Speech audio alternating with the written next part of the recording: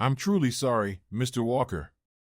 I really hate delivering news like this, John Michaels expressed as he handed me the envelope containing a detailed report of my wife's involvement with her former boss, Grant Jacobs. Along with the report were several photographs and a DVD. I had glanced at the photos, but I hadn't summoned the courage to watch the DVD yet. Part of me resisted, but I knew facing the truth was necessary to confront what John had uncovered. Do you have any idea how long this has been going on? I inquired. John referred to his initial report before responding. Based on the transcripts, it seems to have started at least 10 years ago, possibly as long as 12. It coincides with the period when your wife was being considered for the top position, John revealed. This revelation coincided with the time around our daughter Sophie's birth. I realized I would need DNA tests to determine the paternity of the children. Another concern surfaced, the risk of sexually transmitted diseases. Grant was evidently involved with multiple married women, in addition to Linda. Although we had been intimate since her retirement, I worried about potential infections over that period. Getting tested promptly became imperative. As I reviewed the report, Aaron's assessment that Linda seemed unaware of Grant's extramarital activities struck me with bitter irony. If it's any consolation, Mr. Walker, Grant insisted he had no intention of breaking up your marriage. He simply desired, well, her body, John relayed. And they never engaged in any activities at your residence. I had allowed John to install surveillance equipment in our home when I first hired him. At least our marital bed remained untainted by Grant's presence, I mused. No, there's no consolation, Mr. Michaels, I responded. But thank you for informing me. I had encountered Grant Jacobs on several occasions, and I harbored no fondness for him.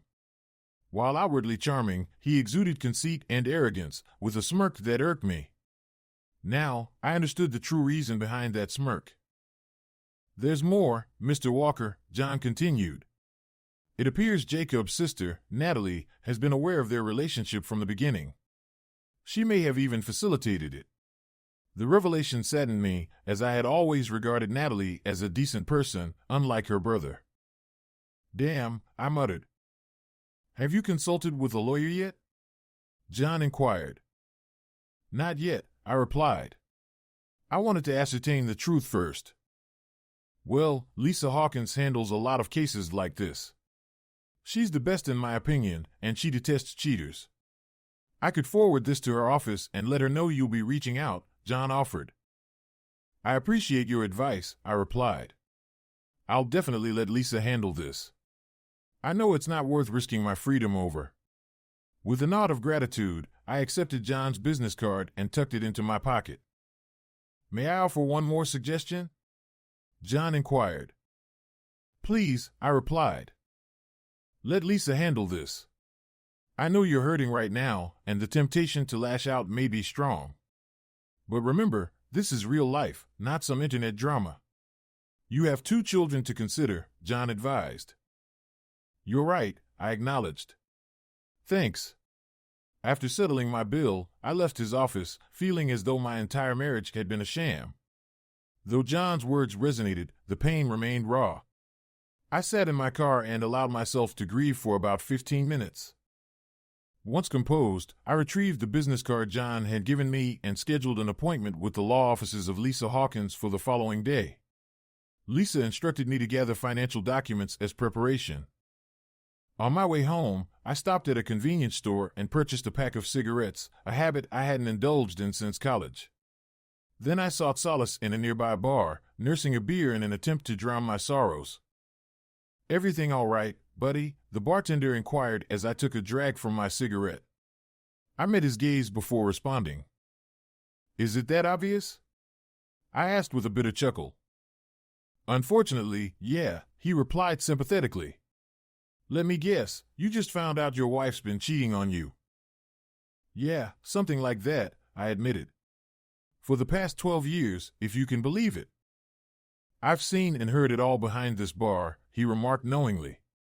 Mind if I share some wisdom my grandpa once passed down? Please do, I encouraged.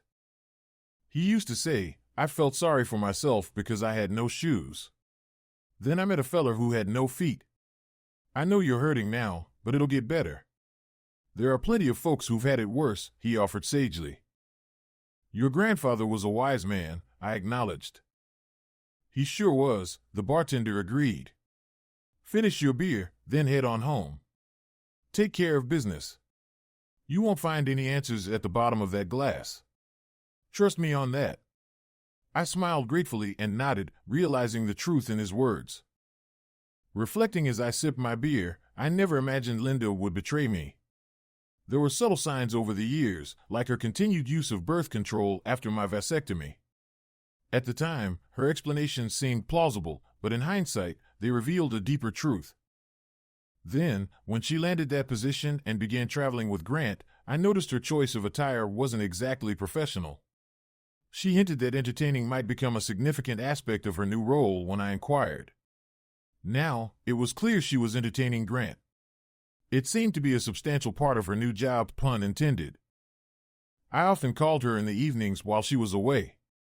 I found it curious that she was always in her room when I called, but on occasion, I thought I heard a man's voice nearby. Sometimes, Linda's voice would falter as she spoke.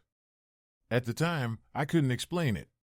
But the thought of Grant fondling her or engaging in intimate acts with her while she talked to me on the phone would certainly make sense. There were moments when I detected Grant's aftershave lingering on Linda's clothes when she returned home.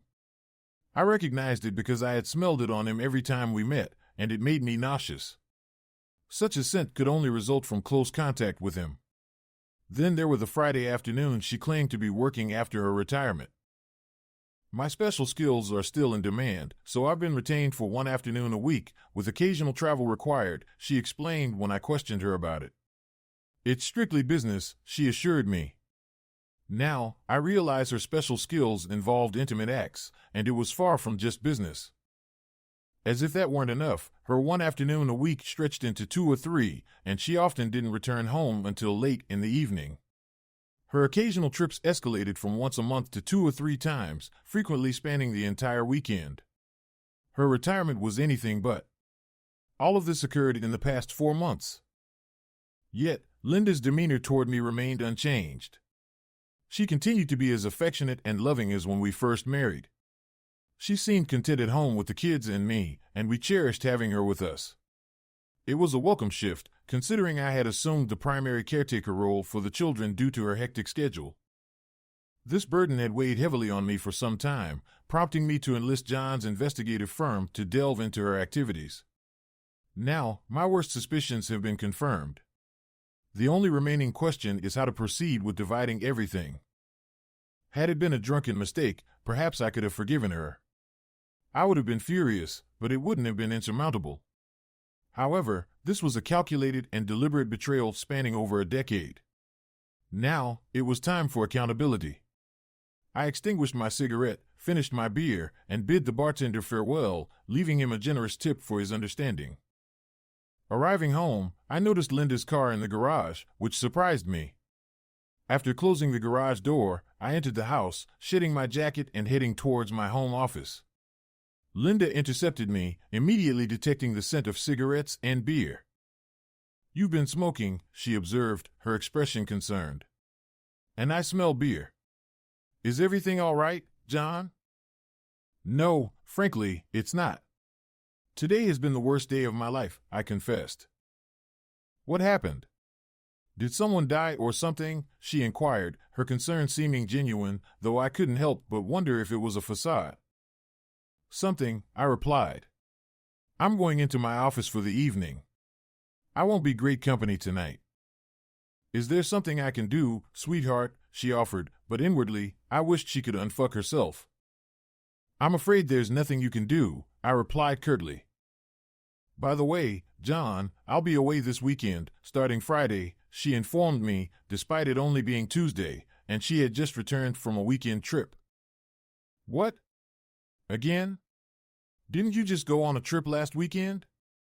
I questioned. Yes, but something's come up, she explained. It's just business, you know. I'll bet, I retorted sarcastically. What about Sophie's birthday party? That's this Saturday. I know, but it can't be avoided. Could you explain to her why I can't be there? She asked, but I refused. No, I'm not covering for you anymore. You missed Erin's birthday last year and our anniversary.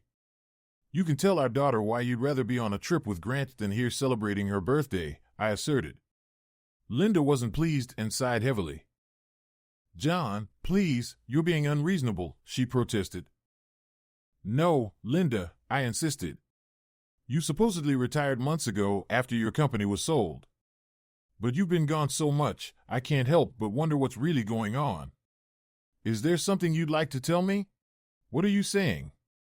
Are you accusing me of having an affair? She defensively responded. What would you think if the situation were reversed?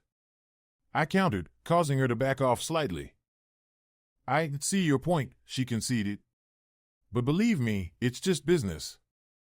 So you've said, I replied, dismissing her. Now, if you'll excuse me, I have things to do. Please don't interrupt me.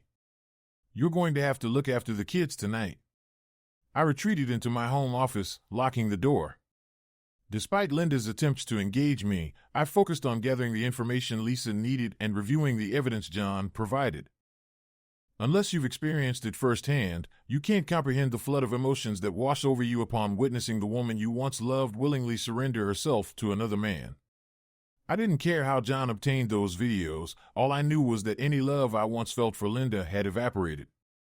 Watching her engage in intimate acts with Grant, I swore I would never touch her again. Are we still on for this weekend? Grant asked, holding her close. Of course, Linda replied, smiling. You know I can't go very long without having you inside me. What about your daughter's birthday party? That's this weekend, isn't it? He inquired. Yes, but John will be there, she reassured him. He's much better at handling the kids than I am. Besides, if given the choice between chasing after a bunch of bratty girls or being here with you, I'd much rather be with you. You know I love having you here, Linda, but I'm concerned that he might be starting to get a bit suspicious, Grant expressed. You are supposed to be retired, after all. I told you before, Grant. Retired or not, I'm going to continue being with you. Yes, I love my family and I love John, but there's no way I'm giving this up, she affirmed, stroking his cock. You are part of my life now, and what we've shared these last 12 years means more to me than you will ever know. I'm happy to hear you say that, Grant responded. You remember when we first started this, you said that if given a choice, you'd stay with John and your kids. Do you still feel that way? I honestly don't know, she admitted. It's never come up. I don't know how you've managed to keep him in the dark all these years, Grant remarked. You know, if he ever does figure it out, there'll be hell to pay. Well, it wasn't easy at first. But I learned to separate my business life from my home life, she explained. I've never denied him anything and I always try to treat him right. I'm not worried about him finding out. If he does, I'll just threaten to rape him in a divorce. I don't think it'll be that easy, Grant cautioned. If anything does happen, though, you can stay here if you want. I like having you around. Thank you, Grant. I appreciate that. But nothing's gonna happen. He hasn't figured it out in 12 years, and I don't think he ever will. How long do you intend to keep this up? As long as possible. For the rest of my life if I can, she declared before taking his cock into her mouth. As I shut down the video, I couldn't help but think, you just might get your wish. I took the DVD out and locked it back into my briefcase. I heard Linda knock on the office door. What? I asked. The children are going to bed, she informed me. Would you at least come out and tell them good night? Yeah, just a minute, I replied. Turning off my computer, I went upstairs, trying to appear cheerful as I tucked the children in. Sophie looked at me curiously. Are you all right, Daddy? She asked. Yeah, I assured her with a smile. I'm fine. Go to sleep now, sweetheart. I love you. I love you too, she said, kissing me. After leaving her room, I went downstairs and grabbed a cup of coffee. I kept a plate warmed up for you, John, Linda said. I'm not hungry, I declined, stepping out back. Sitting in a deck chair, I lit a cigarette. Linda joined me a couple of minutes later, attempting to kiss me, but I turned my head, allowing her to kiss my cheek. There was no way I was going to touch lips that had been on Grant Jacobs' cock. She looked at me, surprised. "Talk to me, John. Please." "What's bothering you?" she pleaded, concern evident on her face. "I've never seen you like this. And you know I don't like you smoking. You haven't smoked since college." "Yeah, well, we don't always get what we want, do we?" I replied. "What's that supposed to mean?" she asked. I shook my head and remained silent. "John, please, talk to me. I love you. You know you can tell me anything." I looked at her through the swirls of smoke and shook my head. "Too late for that, I'm afraid," I stated. "Too late for what?" "I don't understand," she said.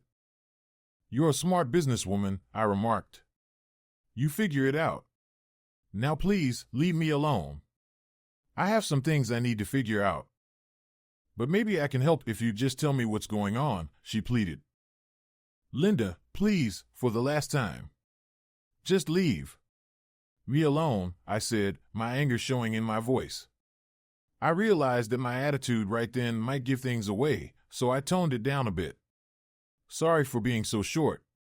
This work thing is pretty bad, and it's really getting to me. Maybe in a couple of days." I didn't like lying to her, but figured, what the hell? It's all right to lie to a liar. Isn't it? "Okay," she said quietly. She backed away from me, tears falling down her face. Then she turned and fled into the house. I smoked 2 more cigarettes and went inside. I took a shower to get the cigarette smell off of me, put on a pair of pajamas, which I rarely used, and climbed into bed. Linda was on her side and turned to me after getting under the covers. She reached for my cock, but I brushed her hand away. It was the first time I had ever refused her overture for sex in our marriage. "John," she began. I turned my back to her, not bothering to give her a good-night kiss. "Good night, Linda," I said. She turned away, sobbing. At this point, I didn't care. She could go straight to hell as far as I was concerned. I woke up the next day, showered, dressed, and gathered my things for work. I spent time with the kids before they left for school, then walked out of the house without giving Linda so much as the time of day. She looked at me funny as I headed for the door. "Don't I get a kiss from you anymore?" she asked as I opened the door. "Sorry," I said, blowing her a kiss. "I love you," she said. "Yeah. Me too," I said as I walked out the door. I got to the office and managed to get some work done, but it wasn't easy. I told my boss what was going on, and he seemed to understand, having recently gone through a divorce himself. "Do what you gotta do," he said. "If you need to take some vacation, let me know." I thanked him and went back to work, leaving early for my appointment with Lisa. "Good afternoon, Mr. Walker," she said when I was ushered into her office. Lisa Hawkins seemed to be about my age, that is, in her mid-30s, with long, blonde hair that cascaded over her shoulders. I saw the rings on her finger and figured she was married. "Please, Mrs. Hawkins, call me John," I said, shaking her hand. "And you can call me Lisa," she said. I read the report Mr. Michaels sent over to me. "I'm sorry this has happened to you. I see this sort of thing a lot, but it never ceases to bother me. How are you holding up?" "Not too well, I'm afraid," I said.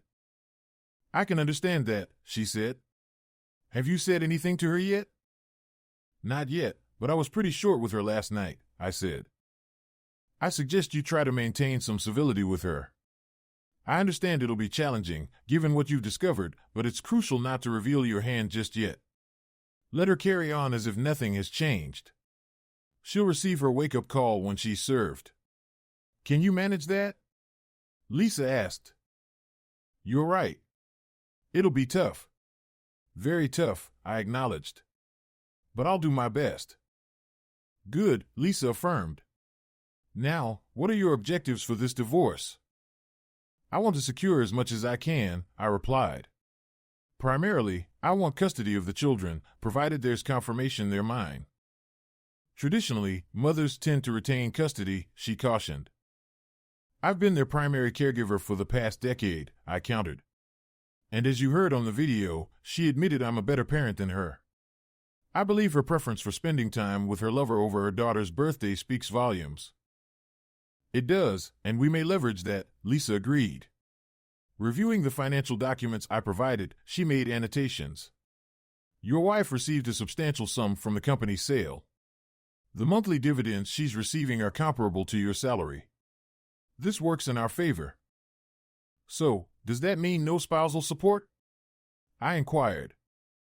Or very little, Lisa confirmed. Considering her age, there's no reason she can't work. Moreover, if we secure custody for you, we might pursue child support from her. What about the house? I pressed. If you obtain custody, you could remain in the house with her contributing to half the mortgage. Alternatively, if the court grants her custody, you'd be responsible for half the mortgage plus child support. Selling the house and dividing the proceeds is another option, she outlined. And our retirement and bank accounts? I queried. We can exclude retirement accounts, with each keeping their 401k. The remainder would be split evenly, as a judge would likely order, she explained. What about Grant Jacobs? Can I pursue alienation of affection against him? I questioned. Not in this state, she clarified. However, we'll include him in the divorce proceedings. While a case for emotional distress may be feasible, it's unlikely to progress far here. And his sister, Natalie? She was aware of the affair, possibly enabling it, I added. A similar scenario applies to her. We can file if you wish, Lisa confirmed. Yes, please proceed. When can you initiate the filing? I inquired. We can aim to complete it by Friday, she responded. Any particular reason? I'd like her to be served late Saturday afternoon. She'll be spending the weekend with Grant, I disclosed. I understand. A tactical approach. We can arrange that, but there'll be an additional fee for Saturday service, she informed. That's acceptable. Please proceed, I confirmed. All right, John, she concluded. We concluded the meeting with a handshake.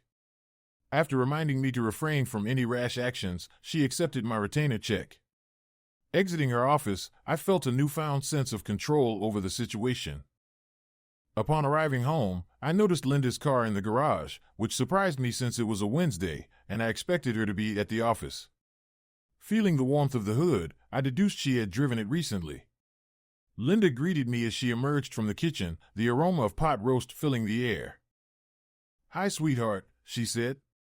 You're home a bit early. Everything okay?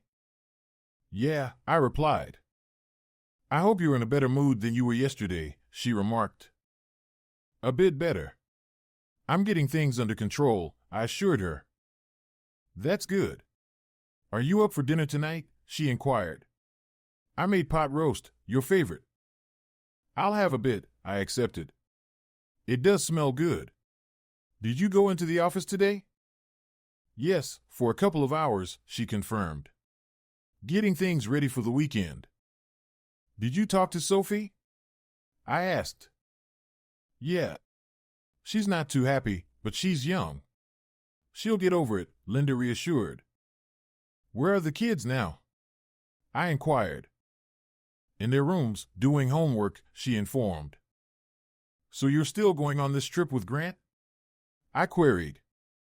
Yes. I told you, it's just business, she reiterated firmly. Just business. When do you plan to actually retire? I pressed. I'm retired now, she asserted. They just need my specialized expertise for a while. I really don't know how much longer they'll need my help. Seems to me you might as well go back full time. You're almost doing that now. But I guess you just gotta do whatever it is you gotta do, I commented. What's that supposed to mean? She questioned. With all the hours you're putting in for them, you might as well be drawing a paycheck, I remarked. Why? She countered.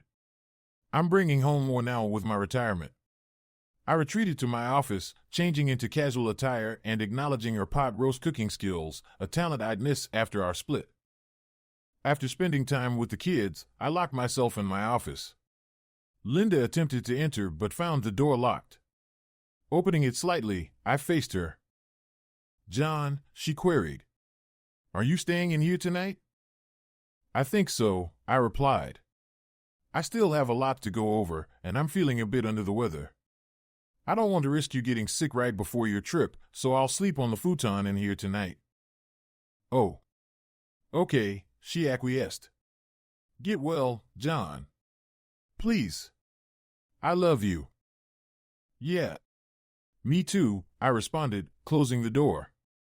As I heard her footsteps recede, I proceeded to my computer, initiating a search. Finding what I sought, I completed a form and checked my email for confirmation, noting a phone number and setting a reminder to call the next day to confirm my request.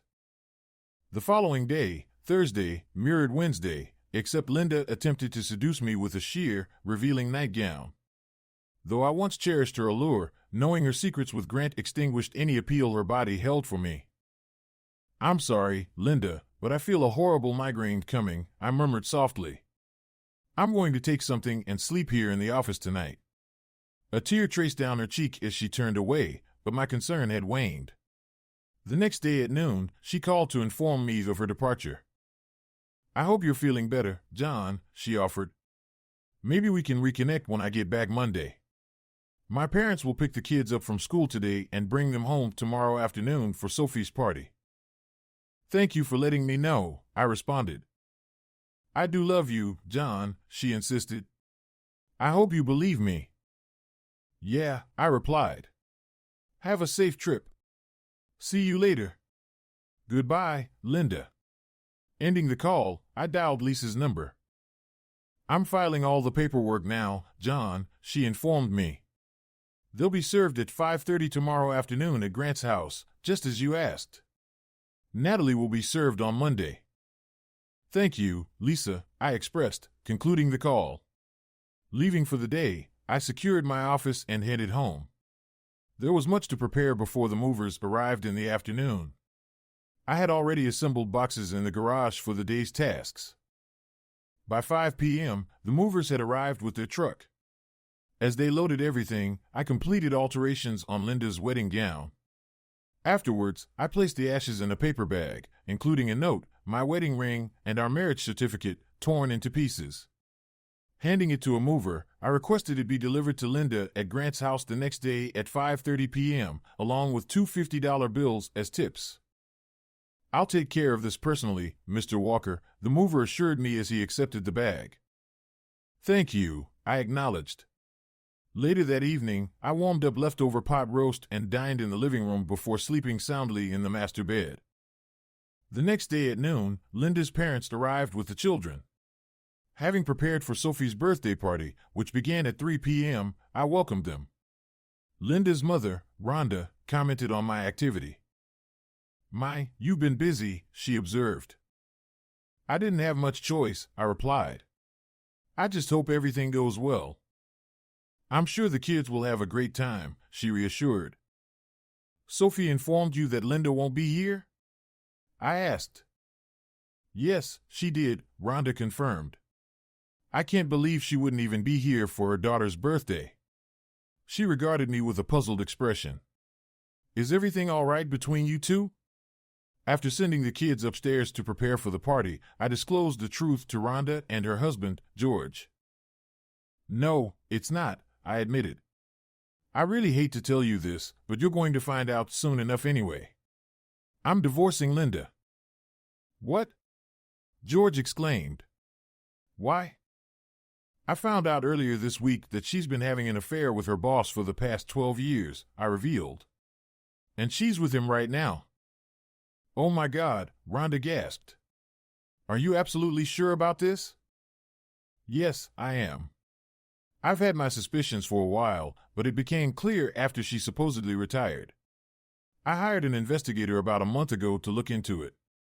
I have his detailed report, pictures, and plenty of video evidence if you're interested," I explained. "No, thank you. That won't be necessary," Rhonda declined. "And you're certain forgiveness is out of the question?"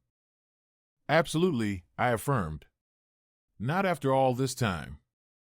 I'd like to take a look at that report, George requested. I can't believe she'd do something so foolish. While you're doing that, I'll finish setting up for Sophie's party, Rhonda interjected. I thanked Rhonda and gestured for George to accompany me to my home office.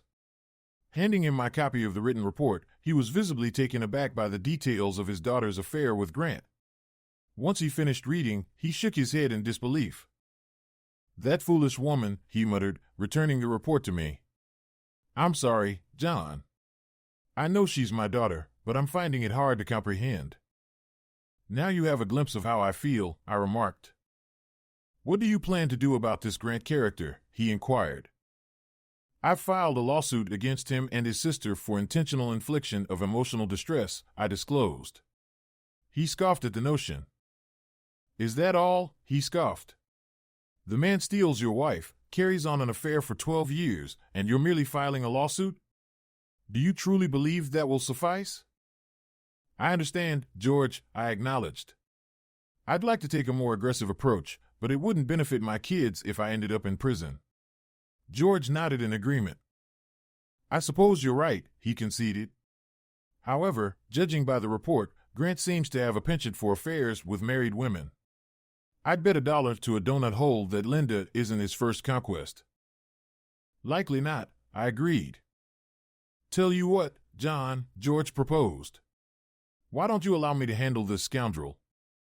He's not worth jeopardizing your freedom over, I objected. Don't fret, son, he reassured. No one's going to end up behind bars. Being a rugged man, George possessed considerable size. Having met some of his co-workers, I knew they were also formidable individuals who looked out for each other. What's your plan? I inquired. The less you know, the better, George replied with a wink and a grin. All right. If you say so, I acquiesced. He smiled and gave me a pat on the shoulder. Come on, John, let's go enjoy some time with the kids, he suggested. We proceeded to the backyard, where Rhonda had completed the party preparations. As Sophie descended the stairs, her eyes widened in delight upon seeing the decorations. Thank you, Daddy, she exclaimed, embracing me. This is amazing. I wish Mom were here to see it. Me too, I sighed. We'll take plenty of photos for her to see later, all right? Okay, she agreed. I fired up the grill to cook hamburgers and hot dogs for everyone.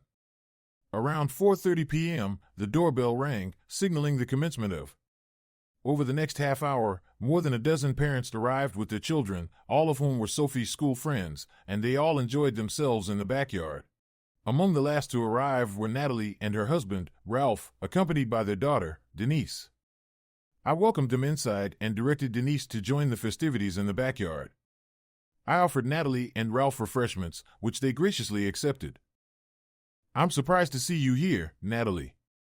I thought you had an important business trip this weekend, I remarked. That's Grant and Linda's responsibility, she clarified. I'm just there to support them in the office. I see, I responded. John, everything all right? Natalie inquired. Between you and Linda, I mean. Why do you ask? I countered. You're not wearing your wedding ring, she observed, pointing to my finger where the ring used to be. I returned it to her, I disclosed. Perhaps Grant will have better luck at keeping her faithful than I did. What do you mean by that? Natalie pressed. Come on, Natalie, I retorted. Let's skip the pretense. I know your brother has been involved with Linda for the past 12 years. I have to admit, you both did a stellar job of deceiving me all this time.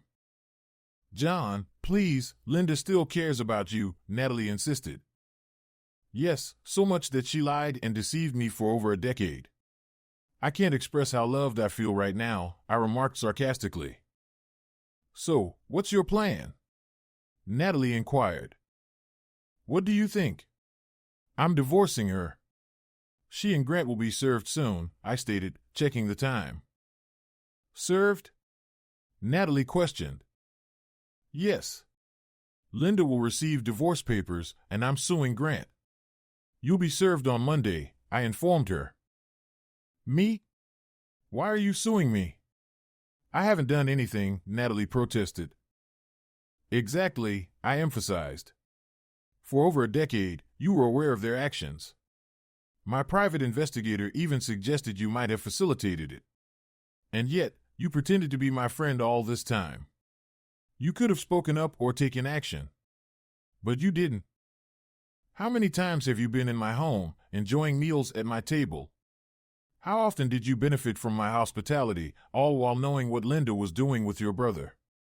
Did it amuse you to make a fool out of me and betray my trust? Now my marriage and family are shattered, and you share the blame for it. Thanks to the three of you, I'll never be able to love or trust another woman again. And my children have lost their mother. I hope you're satisfied. John, I'm truly sorry, Natalie expressed. I regret it deeply. Sorry isn't enough, Natalie, I asserted. For 12 years, you all conspired to ruin my family. You didn't care about the consequences for me or my children. And now, you've succeeded. It wasn't like that, Natalie defended. Oh, really? Was it just business among the three of you? I scoffed. At first, yes, she admitted. It was Grant's idea initially. Linda went along with it because she wanted the job, but she wasn't happy about it. As time passed, things changed. And what about after you sold your company and supposedly retired? I questioned. That was Linda's decision, Natalie clarified.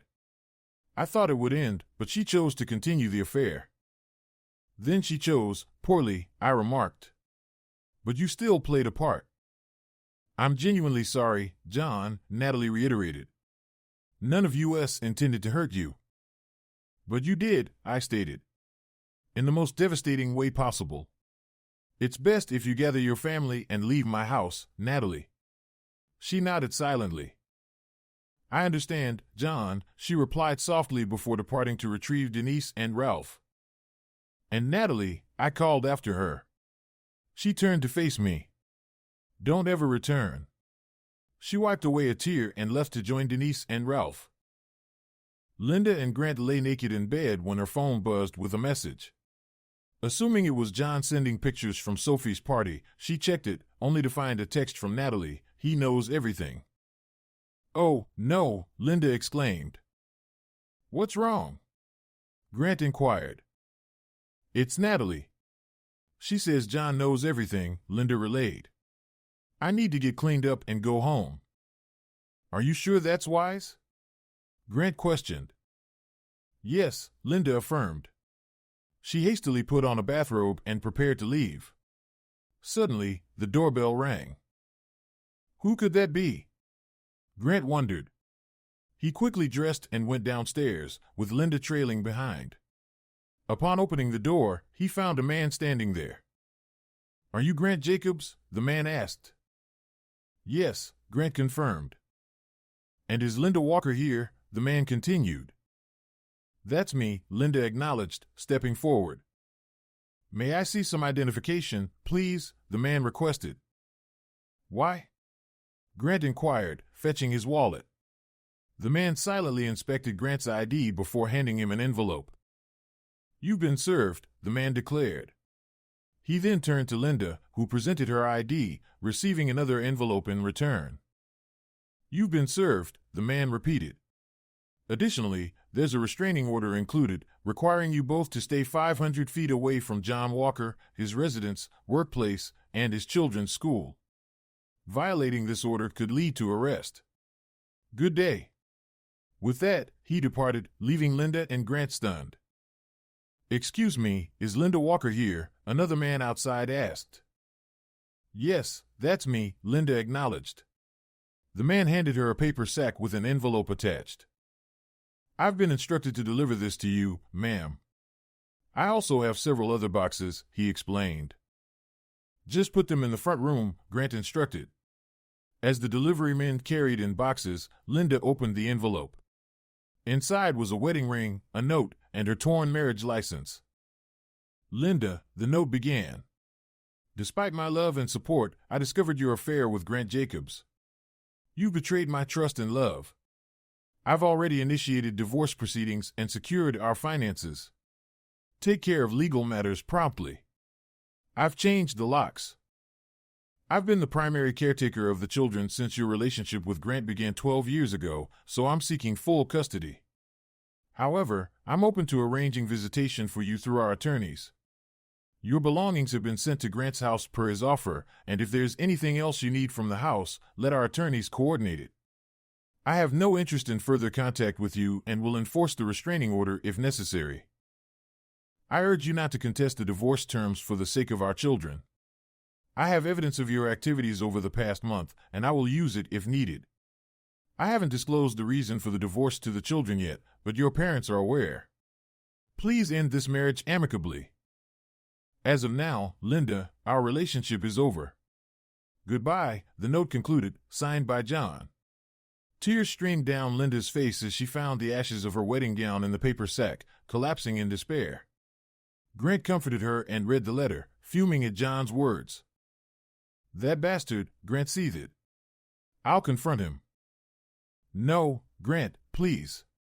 I don't want you getting into trouble because of me, Linda pleaded. What did you receive? He's suing me for emotional distress, demanding $5 million, Grant revealed. I'll consult my lawyer to handle this mess. I wonder if he's targeting Natalie too, Linda pondered. Let's find out, Grant suggested, reaching for his phone. If so, we'll need to strategize and minimize the damage. After the birthday party, I expressed gratitude to the guests and cleaned up the messy house. Sophie approached me, tears in her eyes. What's wrong, sweetheart? I asked, embracing her. I wish Mom could have been here, she lamented. I miss her. I do too, but she had other commitments, I explained. Sophie's gaze saddened. Are you divorcing her because of Grant? Aaron interjected. What makes you think that? I inquired. I've overheard Mom talking to him on the phone, he revealed. Intriguing, I thought, but I didn't press further, not wanting to spoil the day. We'll discuss it later. For now, let's focus on cleaning up, I asserted. Today is Sophie's day. Can I count on your help? Of course, Dad, Aaron replied. I hugged Sophie and reassured her. Everything will be okay. I love you, I assured, wiping away her tears. I love you too, Daddy, Sophie said. Rhonda and George stayed to help us tidy up. Are you going to be okay, John? Rhonda inquired before their departure. I'll manage, I assured. Thanks for lending a hand. You're welcome. If you need anything, don't hesitate to reach out, she offered. I appreciate that, I expressed. Rhonda hugged me, and George shook my hand. Take care, son, he said. After they left, I closed and locked the door, feeling drained. I headed upstairs and fell asleep almost immediately. The following day, I completed my usual Sunday chores after preparing breakfast. Aaron and I tended to the yard, mowing the lawn and tidying up with the edger. As we finished, Sophie surprised me by preparing sandwiches for lunch. After our meal, Sophie addressed me, All right, Dad, you need to fill us in. Although I dreaded it, I gathered the kids in the living room. There's no easy way to say this, so I'll be straightforward, I began. I'm getting a divorce from your mother. The kids received the news calmly, surprising me. She's been seeing that Grant guy behind your back, hasn't she? Aaron ventured. Yeah, I confirmed quietly. I had a feeling, Aaron admitted. It seemed like it's been going on for a while. Why do you say that? I inquired. Just the way she talks to him, he explained. I've overheard her on the phone. She talks to him like she does to you, Dad. I nodded, realizing I had missed the signs. Until recently, I trusted her and respected her privacy, so I never eavesdropped on her conversations. So, how long has this been happening, Dad? Sophie asked. From what I can tell, 12 years, sweetheart, I revealed. She was taken aback. That's right after I was born, she realized. Pretty much, I affirmed. Damn her, Sophie exclaimed, quickly apologizing. Understanding her frustration, I let it slide. Can I live with you? She requested. Absolutely, if that's what you want, I agreed. Me too, Dad, Aaron chimed in. You've always been there for us. Thank you both. That means the world to me. In fact, I've asked for custody of you, I disclosed. Opening my arms, they embraced me in a group hug. It filled me with immense joy that they wanted to stay with me. After our tearful embrace, we carried on with the rest of the day, though the sadness lingered in the house. The next few days proceeded smoothly. George and Rhonda graciously volunteered to pick up the kids from school and stay with them until I returned from work. Although I felt bad about inconveniencing them, they were understanding and eager to assist. Rhonda even took charge of preparing our evening meal, which was immensely helpful. On Tuesday, my attorney, Lisa, contacted me regarding Linda's desire to visit the children. Concerned about the restraining order, I inquired about the legal implications. What about the restraining order? I queried. If you agree, we can temporarily suspend it for a specified period, perhaps from 9 p.m. Friday to 9 a.m. Sunday, Lisa proposed. It's important not to come across as unreasonable. I see. What if Linda visits the kids at her parents' house on Saturday? I suggested. I can arrange for the kids to stay there Friday after school and pick them up either Saturday night or Sunday. I'll relay that suggestion and discuss it with her lawyer, Lisa assured. Under no circumstances should Grant or Natalie be present, I emphasized. And the kids might not be keen on seeing her right now. I'll convey that, Lisa confirmed. Anything else?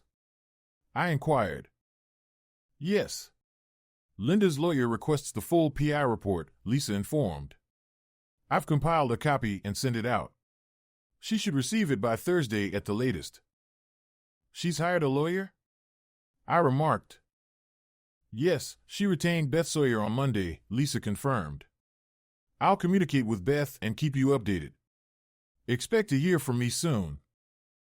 Lisa contacted me the following day with an update. Linda and her attorney agreed to my terms, with the restraining order waived for 36 hours from midnight Saturday to noon Sunday, applicable only to Linda and not Grant or Natalie. They also agreed that Linda would visit the children at her parents' house without taking them anywhere. Though initially hesitant, the kids agreed to the arrangement after some persuasion. George and Rhonda would handle transportation, ensuring their safety during the visit. On Friday morning, I ensured the kids were packed for the weekend. After dropping them off at school, we shared hugs and kisses, and I reminded them to contact me if there were any issues with Grant, Natalie, or Linda. Feeling reassured, I headed to work, trusting George and Rhonda to oversee the weekend arrangements. The following evening, George picked me up around 5:30, and we headed to the Flatstick Pub, a bustling sports bar downtown. Over burgers and beers, we caught up on recent developments between bites. Linda showed up around 9 o'clock this morning, George began. It was tense initially, but things settled down a bit. The kids aren't thrilled with her, and they made that clear. Surprisingly, she came clean. That's unexpected, I remarked. She claims she still loves you. I sense she's considering reconciliation, George continued. Is that something you'd entertain? I'm afraid not, George, I replied. Not after 12 years of deception. I understand. Did you really dispose of her wedding dress? It was quite the investment back when you two got married, George asked. It felt appropriate at the time, I admitted. According to Linda, her lawyer went through the PI report and gave her an earful, George added. I think she's starting to grasp your perspective. Too little, too late, I sighed. Suddenly, a commotion erupted behind me. Before I could react, I was struck in the head, and stars danced before my eyes. As I stumbled, I saw Grant advancing toward me with malice in his eyes. Instinct took over as I retaliated, delivering a swift kick to his groin, followed by a flurry of punches. Blinded by rage, I didn't realize Grant was already incapacitated. It wasn't until George and another man intervened that I snapped out of it. Exhausted and disoriented, I collapsed, only to awaken in a hospital bed the next day, my hands bandaged and head throbbing. "You're going to be okay," the doctor assured me. "You'll need some rest and pain relief before we discharge you." Relieved, I glanced at George, who informed me of the aftermath of the altercation. Despite my injuries, I couldn't help but chuckle at the thought of Grant's comeuppance. "Now, there are a couple of officers waiting to speak with you," George added. "Are you up for it?" "Let's just get this over with," I said as George motioned to the officers, ushering them into the room. "Mr. Walker, I'm Sergeant Smith, and this is Officer Jones. We responded to your altercation at the Flatstick pub last night. How are you feeling this morning, sir?" Sergeant Smith inquired. "Like I've been hit upside the head," I replied. Smith nodded, jotting notes. "What can you tell us about last night?" he asked. "Not much. I was at the pub with my father-in-law, and out of nowhere, I'm getting attacked. The guy threatened me, so I defended myself," I explained. Smith reviewed his notes. "That aligns with witness statements and surveillance footage. Do you know the assailant?" Smith queried. "Yes, Sergeant. His name is Grant Jacobs. I have legal proceedings against him, and he's part of my divorce case," I elaborated. "Divorce?" Smith inquired. "Yes," I confirmed. "Understood," he noted down. "You want to press charges, I assume?" "Yes, I do." "There's also a restraining order in place," I affirmed. "We'll look into that. We'll handle it from here. We may need to speak with you later, so please remain in town," Smith advised. "No problem," I assured. They departed, and Rhonda, Linda, and the kids entered. "What's she doing here?" I questioned, eyeing Linda. "The restraining order is lifted until noon," Linda explained, looking sheepish. "I thought you'd be with your boyfriend," I remarked. She lowered her gaze, embarrassed. "I wanted to see you first. Besides, Natalie's with him, and he's recovering," she clarified. The kids approached me, Sophie teary-eyed. "Are you okay, Daddy?" Sophie asked. "I'll be fine, sweetheart," I reassured. Aaron chimed in with a grin. "Heard you gave Grant a beating last night," he said. "That's the word," I replied, glancing at George. "But it's nothing to boast about. Understand?" "Got it, Dad," Aaron nodded. "Are you going to be all right, John?" Linda inquired. "He'll be fine," Sophie assured her mother. "We'll take care of him, won't we, Aaron?" "Yeah, we will," Aaron affirmed. Linda addressed us. "If you two don't mind, I'd like to speak with your father alone for a bit," she requested. The kids agreed, exiting the room with George and Rhonda. "John," Linda began once alone.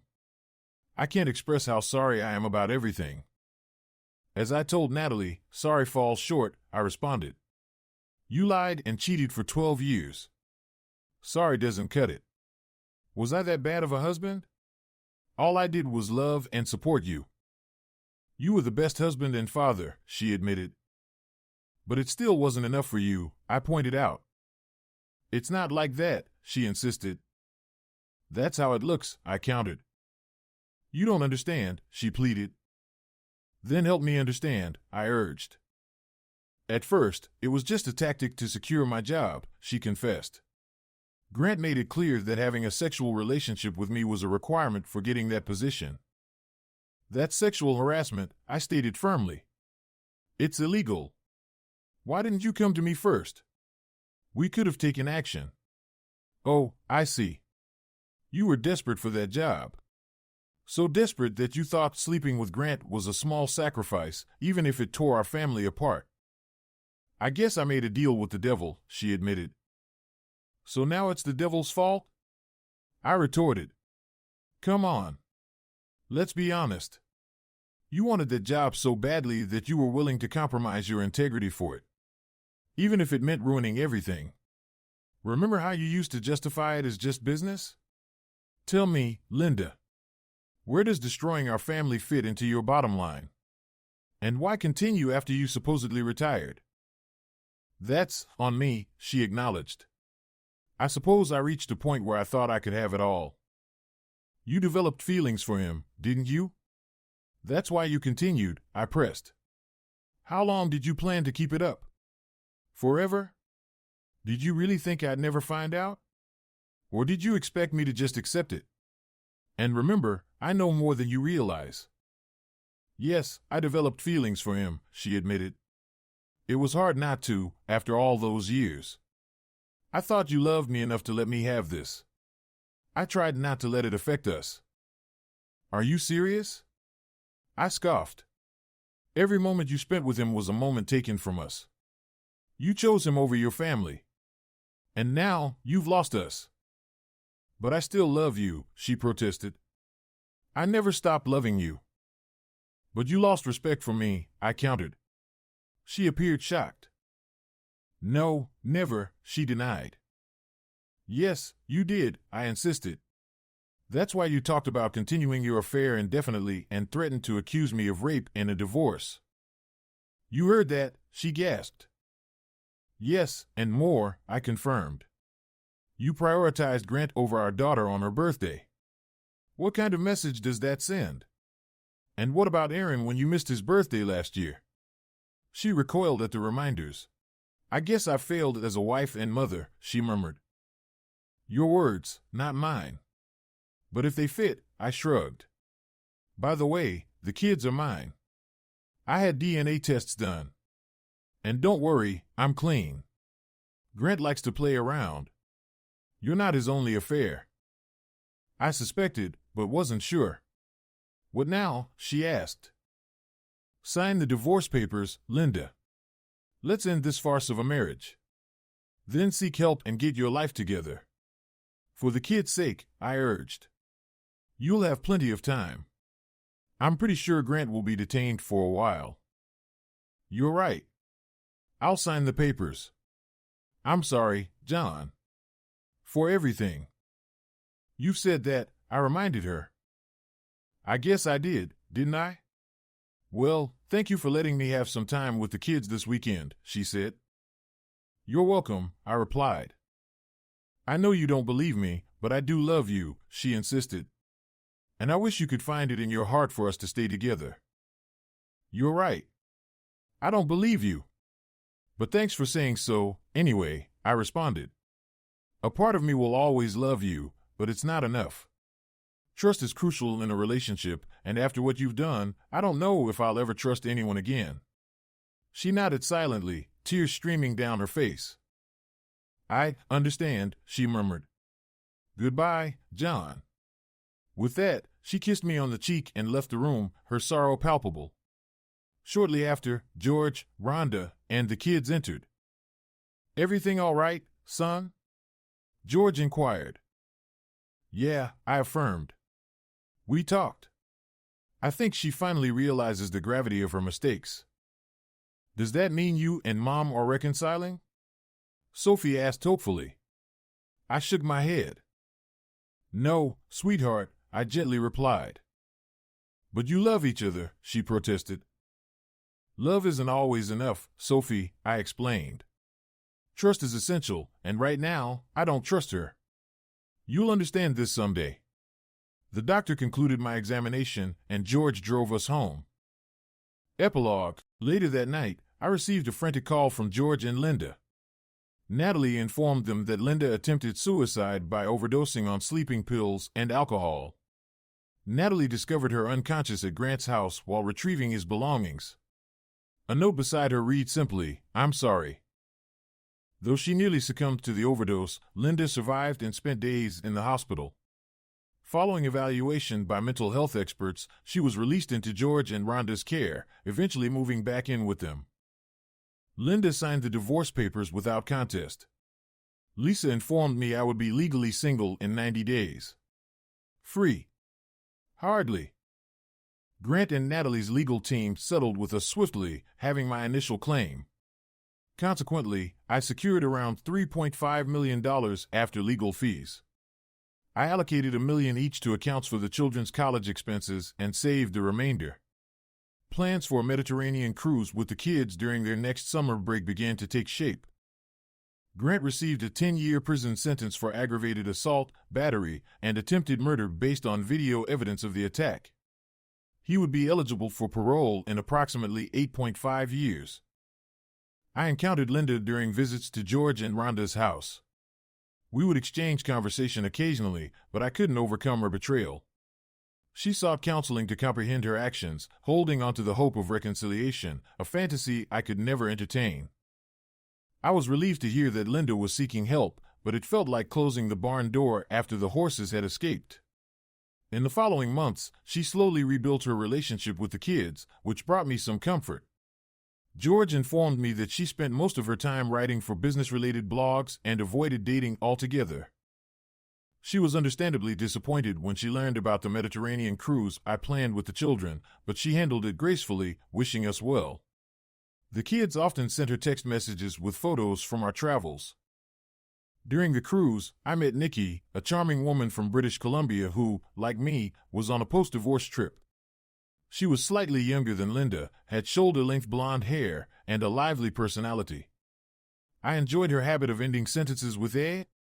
She also had 2 children spending the summer with their grandparents in Idaho. We spent a lot of time together, sharing our stories and occasionally sharing a bed. Sophie took delight in teasing me about having a girlfriend. After the cruise, Nikki and I exchanged contact information and promised to keep in touch through email and Skype. While I wasn't sure where it would lead, we spoke online at least twice a week. Back home, we adjusted to life without Linda. My boss accommodated my schedule so I could take the kids to and from school. I knew Aaron would eventually take over once he was old enough to drive. Shortly after our return, George delivered some troubling news. "They're putting Linda in a mental hospital," he revealed. "Why?" I asked, taken aback. "Sophie sent her a picture of you all with that Canadian woman from the cruise," he explained. "Linda didn't handle it well. She tried to harm herself. Rhonda and I found her." "Oh my God," I gasped, feeling a mix of sympathy and vindication. "Yeah. It's a tough situation," George sighed. "But with her history, they decided she needs constant care." "How long?" I inquired. "Uncertain," he admitted. "Could be years, maybe permanent." "Let me know if we can help," I offered. "Thanks, son," he said gratefully. Nikki and I continued our long-distance relationship, growing closer with each conversation. Despite the sadness over Linda's situation, we found solace in each other's company. Nikki even mentioned the possibility of visiting with her kids or inviting us to her home in Kamloops. It was an intriguing prospect, one that I would explore in due time. Fade to black. Write your opinion in the comments. Thanks for watching and have a great day.